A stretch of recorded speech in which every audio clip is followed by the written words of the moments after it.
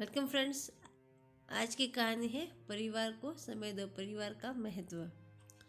रमेश का एक छोटा सा परिवार था जिसमें एक खूबसूरत पत्नी और 2 प्यारे बच्चे थे। उसकी पत्नी और बच्चे हर हाल में खुश थे, लेकिन रमेश उन्हें जिंदगी के सारे ऐशो आराम देना चाहता था और इसके लिए वह प्रतिदिन 16 घंटे से भी अधिक काम किया करता था। दिन भर ऑफिस में काम करने के साथ साथ वह सुबह और शाम ट्यूशन सेंटर में ट्यूशन भी पढ़ाया करता था। वह सुबह सुबह घर से निकल जाता और आधी रात के बाद घर लौटता था।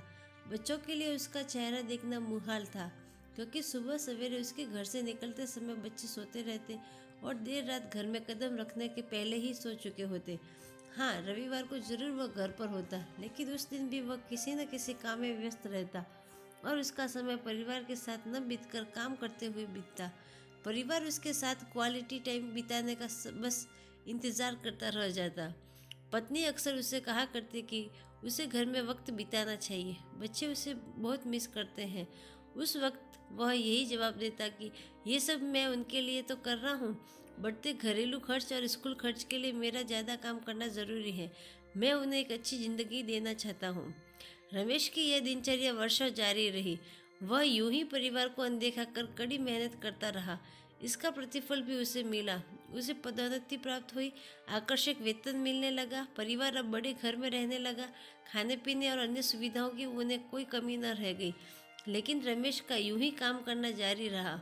वह अधिक से अधिक पैसे कमाना चाहता था।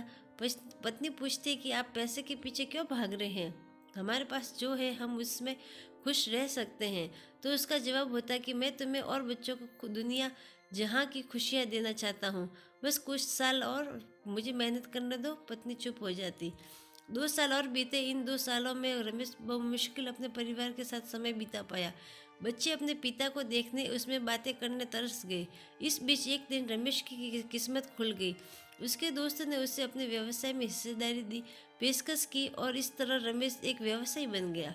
व्यवसाय अच्छा निकला और रमेश को पैसे की कोई कमी न रह गई थी। उसका परिवार अब शहर के सबसे अमीर परिवारों में से एक था। उनके पास सभी सुख सुविधाएं और विलासिता थी, लेकिन अपने बच्चों से मिलने का समय उसके पास अब भी नहीं था। अब तो वह मुश्किल घर पर रह पाता। उसका अधिकांश समय घर से दूर बिजनेस टूर में बीतता। साल गुजरने के साथ उसके बच्चे बड़े हो गए। अब वे किशोरावस्था में पहुंच गए थे। रमेश ने भी इन सालों में इतना पैसा कमा लिया था कि उसकी उंगली 5 पीढ़ियां शानदार जीवन जी सकती थी। एक दिन रमेश के परिवार ने छुट्टी बिताने समुद्र तट स्थित अपने घर जाने की योजना बनाई। बेटी ने उससे पूछा, पापा क्या आप एक दिन हमारे साथ बिताएंगे? रमेश ने जवाब दिया, हाँ ज़रूर, कल तुम लोग आओ, मैं कुछ काम निपटाकर 2 दिन में वहाँ पहुँचता हूँ। उसके बाद मेरा पूरा समय तुम लोगों का है। पूरा परिवार बहुत खुश हो गया।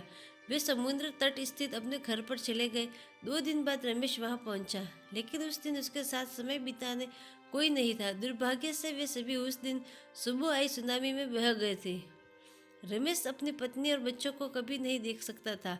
करोड़ों की संपत्ति होने के बाद भी वह उनके साथ का एक पल नहीं खरीद सकता है। वह पछताने लगा। पत्नी के कहे शब्द उसे याद आने लगे। आप पैसों के पीछे क्यों भाग रहे हैं? हमारे पास जो है हम उसमें खुश रह सकते हैं।